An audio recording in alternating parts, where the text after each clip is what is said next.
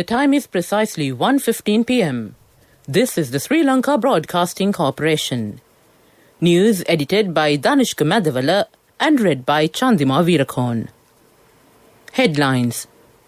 The upper limit of compensation under the Termination of Employment of Workmen Act has been increased to 2.5 million rupees. State Minister Shehan Semasinghe says that legal action will be taken against the persons who are responsible for the Easter Sunday attack. China extends support for Sri Lanka in the OHCHR.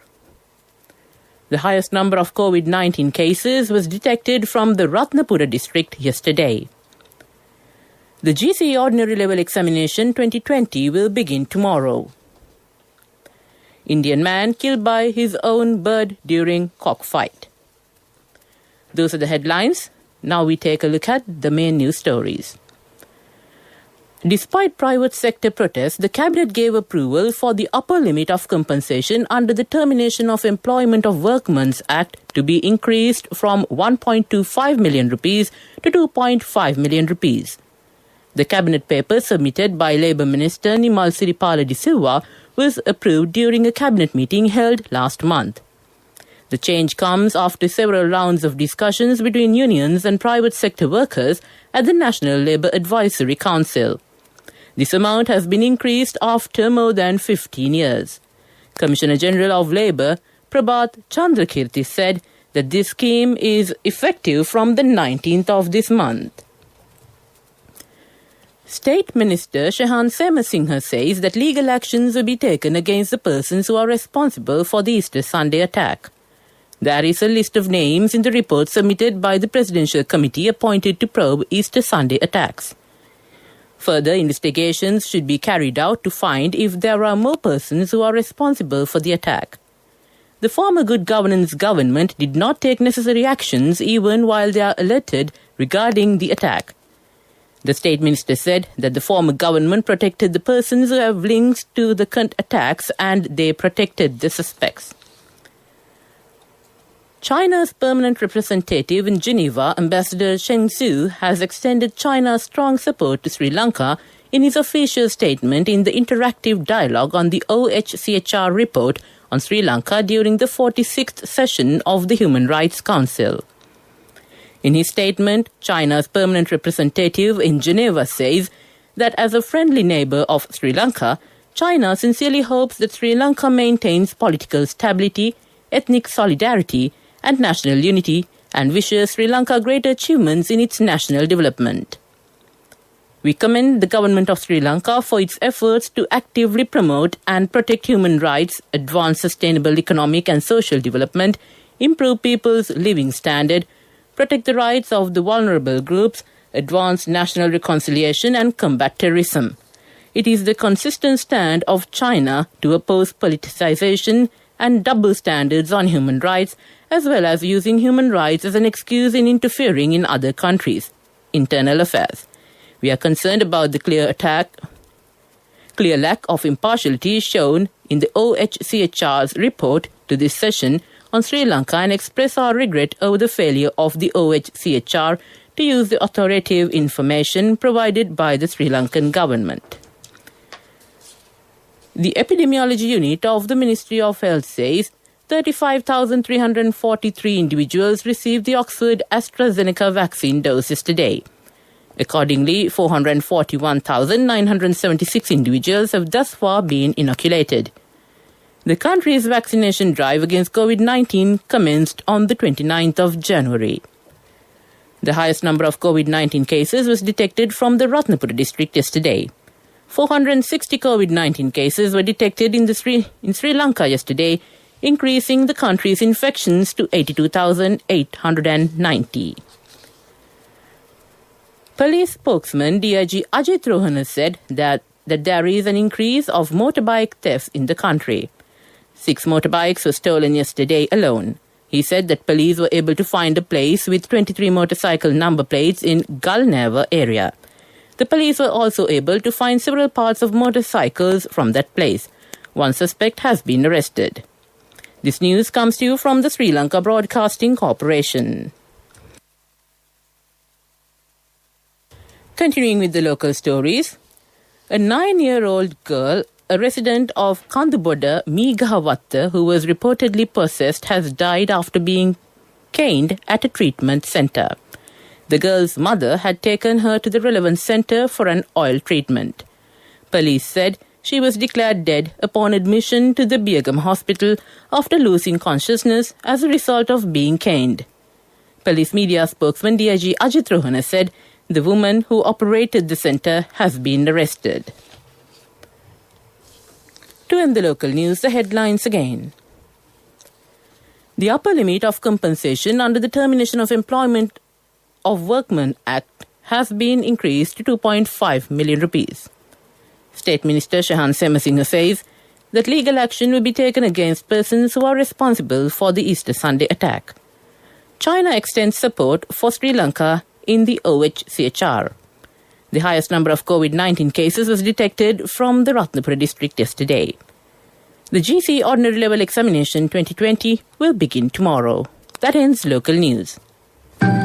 A mother knows the pain of each member of the family. Siddhalepa, the trusted relief for aches and pains. An effective therapy for relief from cold, sneezing, flu, headaches, swelling due to toothaches, rheumatic, discomforts, and muscular aches and pains. Siddhalepa, the Veda Mahatmya in every home. The main news story is brought to you by Siddhalepa Veda Mahatmya. On the main news story, the GC Ordinary Level Examination 2020 will begin tomorrow in keeping with COVID-19 health guidelines, a spokesman for the Education Ministry said. The examination will be held from March 1st to 10th. At least 2 special examination centres will be set up in each district as a precautionary measure to accommodate COVID-19 infected candidates. The number of such centres has been increased in the Colombo district due to the high prevalence of COVID-19 cases in the region.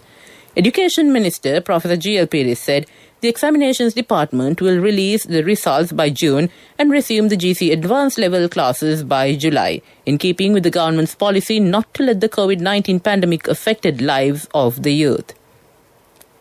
He said steps have been taken to ensure the health of the candidates sitting the GC Ordinary Level Examination in consultation with public health inspectors, medical officers and other health authorities in the area.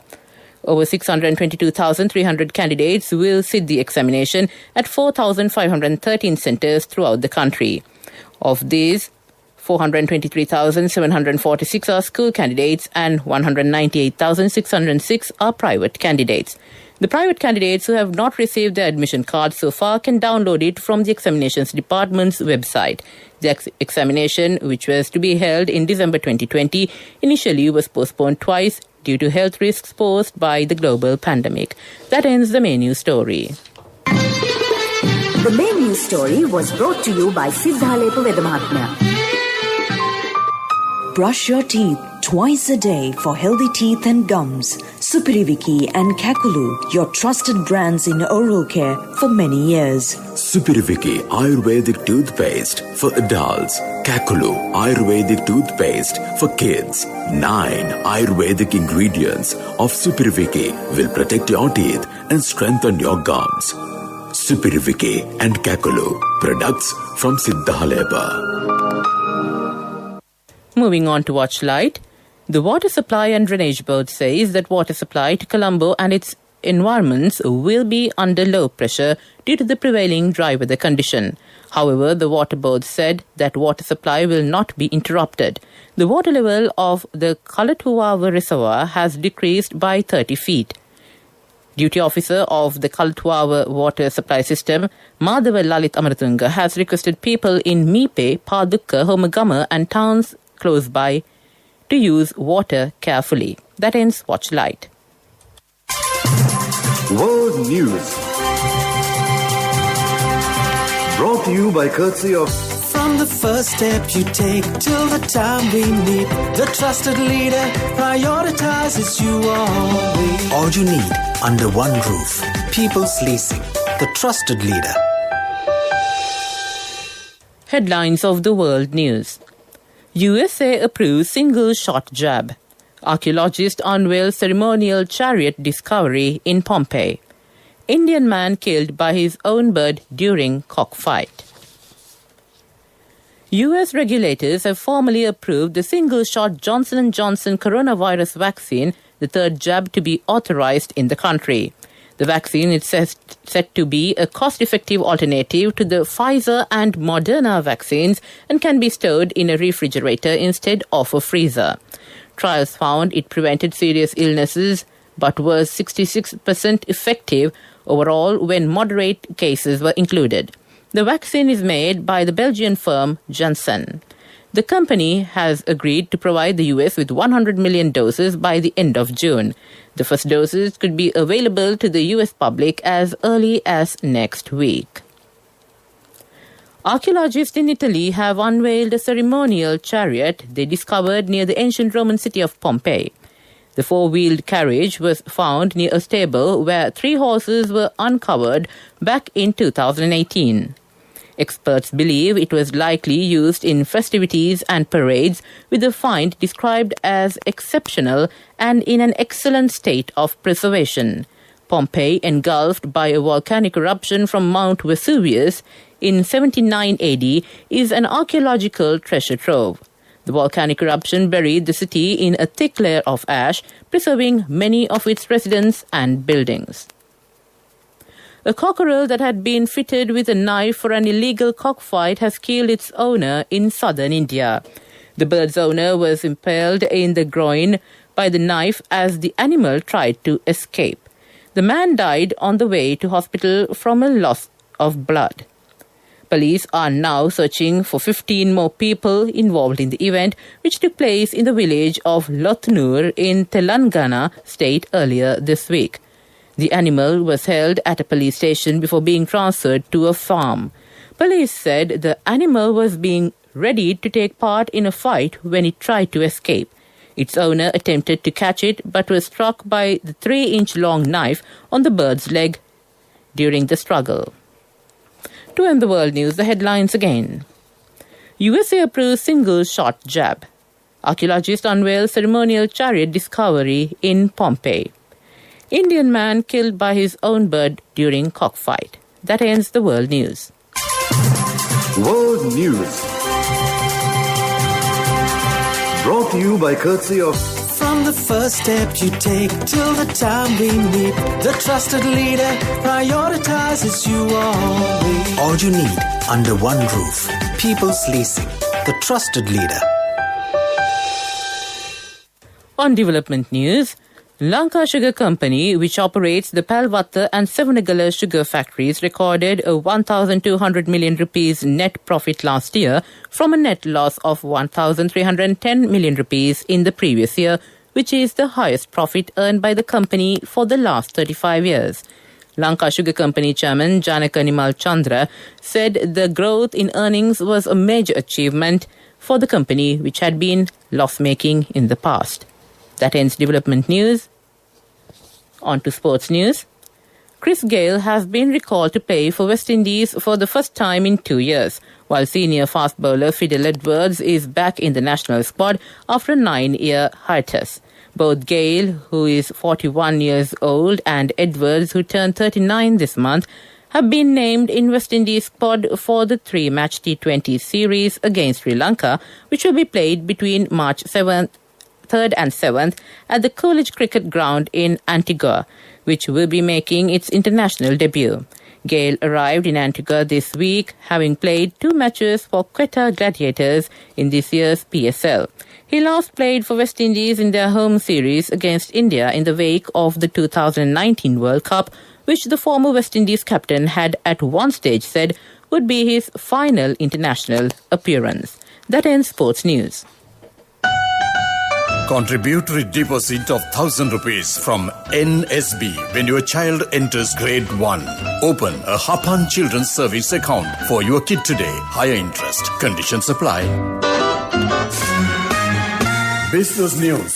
Sponsored by National Savings Bank. The safest place for your money. On to business news. Prime Minister Mahinda Rajapaksa says an export economy will be created in the country instead of a foreign economy market. Speaking during his visit to the Hambantota district for the national program to establish agricultural export zones, Premier Rajapaksa said the present government was able to ensure renewed energy to the Sri Lankan economy that was only dependent on tea, coconut and rubber.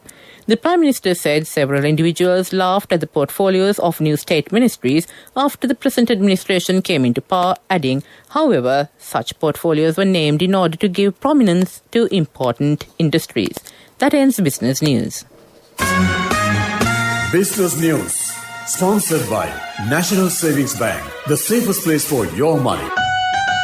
Contributory deposit of 1,000 rupees from NSB when your child enters grade 1. Open a Hapan Children's Service account for your kid today. Higher interest. Conditions apply. Economic news, courtesy of... Congratulations on your promotion. It will be our treat, huh? How about today? Oh, no, I was just joking. It's fine. I have my LOLC credit card with me. Let's go out today. Introducing LOLC Finance Credit Cards. Fuel the goodness in you. On economic news, State Minister of Finance Ajit Niwad Cabral said that Sri Lanka plans to repay international sovereign bonds amounting to around $14 billion or 17% of the debt repayment through non-debt foreign inflows.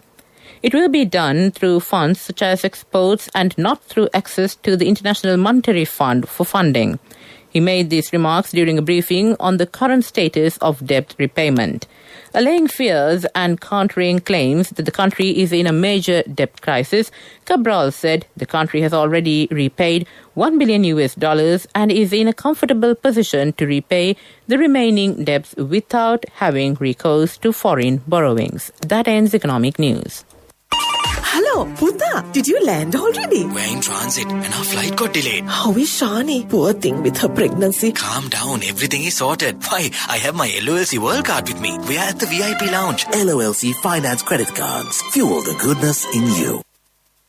And finally on the weather report, mainly fair weather will prevail over most parts of the island. Misty conditions can be expected at some places in central, Sabaragamuwa, Uva and western provinces and in Goa and Mathura districts during the morning.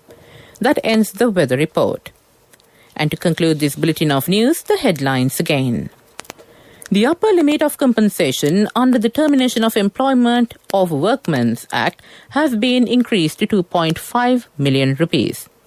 State Minister Shahan Semasinga says that legal action will be taken against the persons who are responsible for the Easter Sunday attack. China extends support for Sri Lanka in the OHCHR. The highest number of COVID-19 cases was detected from the Ratnapura district yesterday. The GC Ordinary Level Examination 2020 will begin tomorrow.